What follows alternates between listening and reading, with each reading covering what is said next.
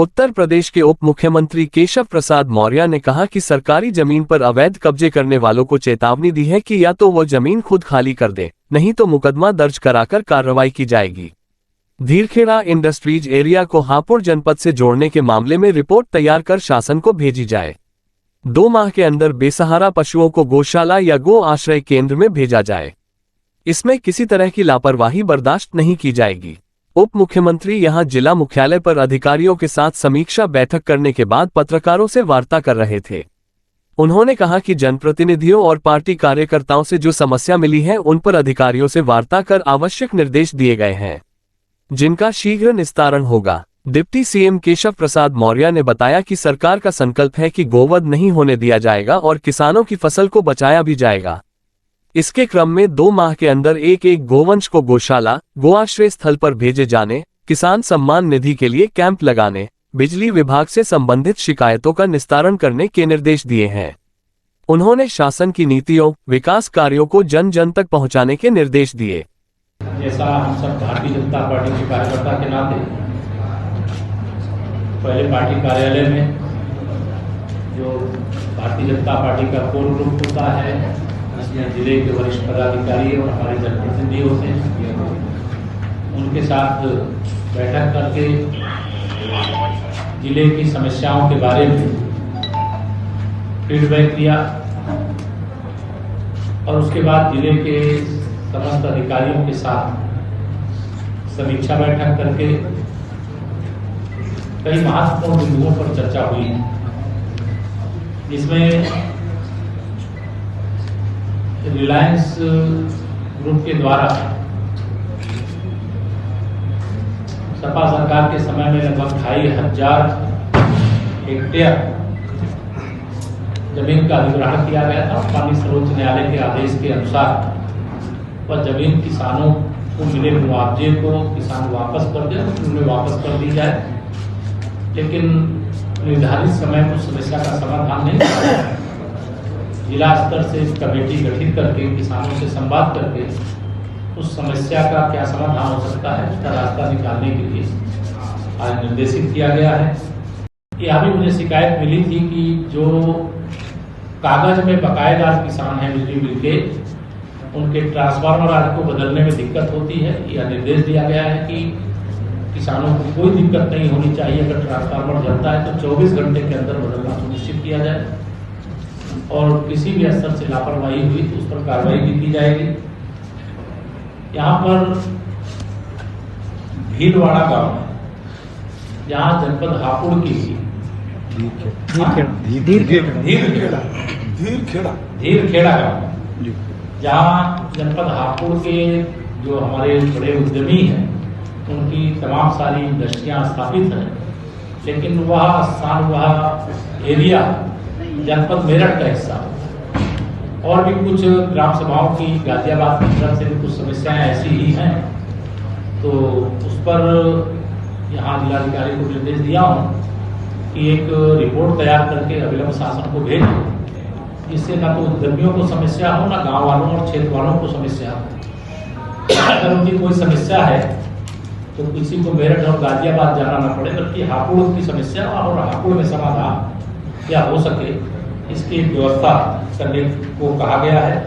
न्यायालय का भवन निर्माण होना है, बहुत दिनों से यहाँ पेंडिंग चल रहा है, उसकी समस्या का भी समाधान बिना देरी किए, क्योंकि वह विकास प्राधिकरण की लैंड जो लगभग 25 एकड़ दिया जाना है, उसकी बोर्ड की बैठक करके शासन को भेजना है और जो उसमें कम से कम मूल्य पर भूमि उपलब्ध हो जाए, ऐसे निर्देश के क्रम में जिससे यहाँ पे न्यायालय का निर्माण हो सके, क्या भी आज कहा गया है। निराश्रित गौवंश, बहुत बड़ी संख्या में गोआश्रय स्थल बने हैं, बृहद गौशालाएं बनी हैं और जो सर्वे के हिसाब से यहाँ पर गौवंश था उनको पकड़ने की भी एक व्यवस्था जो थी वो किया गया है।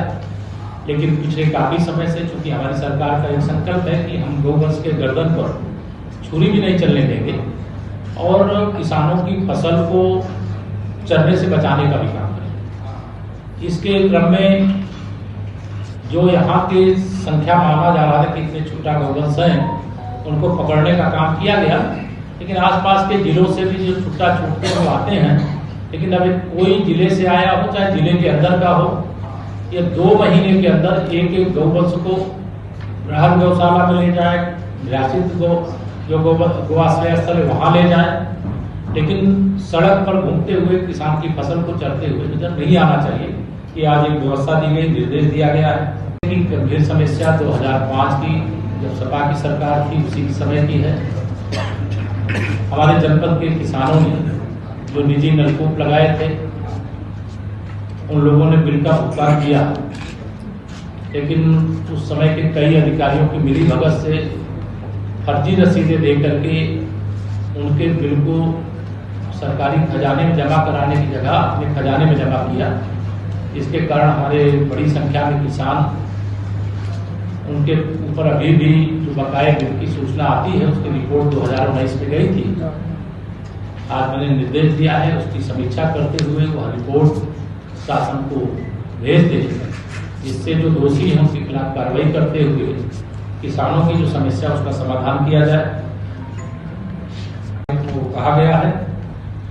और एक टोल हैगढ़ में जो ब्रज घाट को जोड़ने वाला, दोनों एक ही नगर पालिका क्षेत्र के अंदर है, लेकिन वहाँ पे लोकल लोगों को टोल दे करके इधर से उधर जाना पड़ता है। उसके लिए भी कहा गया उन लोगों से बुला के बैठक करेंगे, क्योंकि ये भारत सरकार से जुड़ा हुआ विषय है। या तो टोल जो जहाँ वसूला जा रहा है वह सीमा क्षेत्र से बाहर टोल के बैरियर लगाए जाएंगे, अथवा वहाँ के निवासियों को वह टोल का शुल्क न देना पड़े, इसकी व्यवस्था करने के लिए बैठक करने को कहा गया है। यहाँ पर एक कंडेरा समाज है, कोरी और कोली समाज है, उनके जाति प्रमाण पत्र बनने में कठिनाइयाँ, इस प्रकार की शिकायत आई थी। तो उस शिकायत को दृष्टिगत रखते हुए निर्देश दिया गया है कि उसकी एक कमेटी बना करके समीक्षा करें कि क्यों नहीं बन पा रहा है। अगर जिले स्तर से समस्या है तो उसका समाधान करें, और शासन से संबंधित समस्या है तो शासन को संदर्भित करने का काम करें। एक यहाँ पे कुचेसर चोपड़ा में नाला और बाईपास का निर्माण का था, उसके लिए भी जो भी मार्गों की जो समस्या है उन सारे मार्गों को तत्काल जो निर्माणाधीन है, जो टेंडर प्रक्रिया में है, उनको समयबद्ध तरीके से पूरा करने के लिए आज बता दिया गया है। किसान सम्मान निधि में हमारे बहुत सारे किसान अभी छूटे हुए हैं, उन किसानों की सम्मान निधि उनके खाते में जाने लगे, उसके लिए कैंप लगाने के लिए और कैंप लगा करके जो किसानों की समस्या है उसे समाधान करने को कहा गया है। अभी में चारागाह की जमीन विशेष में खाली भी कराई गई थी, कुछ लोगों ने कब्जा किया है। जिन लोगों ने कब्जा किया है उनको चेतावनी देता हूं कि वो तत्काल खाली करें, अन्यथा उनके खिलाफ दंडात्मक जो कार्रवाई होती है, अभियोग भी दर्ज करना पड़ेगा, दर्ज करेंगे, लेकिन कोई सरकारी जमीन को कब्जा करे स्वीकार नहीं किया जा सकता है। जनपद में बहुत सारे चकमार्ग हैं जो अवैध कब्जे में, उनको खाली कराने जिले ने बहुत अच्छा अमृत सरोवर पर काम किया है, इसकी मैं प्रशंसा करता हूँ। लेकिन अमृत सरोवर जो बन गए हैं उसके अलावा भी अभी हर ग्राम सभा में 2 बनाने, लेकिन जो बन गए हैं उनके भी अगर चौहद्दी के बाहर तालाबी नंबर की जमीन पर कोई अवैध कब्जा है तो उसको भी 75 में से कम 10 को नाप कराएंगे। अगर कोई जमीन अवशेष किसी के कब्जे में है तो उसे खाली करा करके वहां वृक्षारोपण कराएंगे। तालाब की जमीन वह गांव समाज की एक तरह से संपत्ति है, वहाँ के लोगों के जीवन की सुरक्षा के लिए ये सब चीजें आवश्यक होती हैं। और एक बड़ा अमृत महोत्सव वर्ष पर हमारे माननीय प्रधानमंत्री जी ने जैसे हर घर में तिरंगा 15 अगस्त 2022 को लहराने का आह्वान किया, सबने लहराया, उसका अभिनंदन है। लेकिन वैसे ही हर लोकसभा क्षेत्र में 75 अमृत सरोवर बनाने का काम हुआ और उसमें हापुड़ का प्रशंसनीय काम है, उसकी प्रशंसा करता हूँ। मैं कुछ देखने के लिए भी जाऊँगा। फसलों को काफी नुकसान हुआ, उसका विशेष सर्वे कराने का काम तहसील स्तर पर एसडीएम कुछ चिन्हित गाँव में जाएंगे और जिला स्तर के अधिकारी स्वयं जिलाधिकारी और की टीम कुछ गाँव के अंदर जाकर निरीक्षण करेगी। किसानों को जो क्षति हुई है उसका सर्वे करा करके उनका मुआवजा समयबद्ध तरीके से वितरित करने का काम करने का निर्देश दिया गया है। कुछ पाइपलाइन यहाँ पे आदियल ग्रुप में रोड के किनारे डाली थी, लेकिन गड्ढे अभी बने हुए हैं, आवागमन की असुविधा है, इसी प्रकार से हर घर नल से जल देने की योजना चल रही है, उसमें भी 1 मीटर नीचे पाइपलाइन डाल करके और टेस्टिंग कंप्लीट होने के पहले तक उसको आवागमन के योग बनाएंगे। अन्यथा जब टेस्टिंग हो जाएगी तो पूरी सड़क को कंप्लीट करके जैसी थी पहले वैसी बना करके लोगों को उपलब्ध कराएंगे।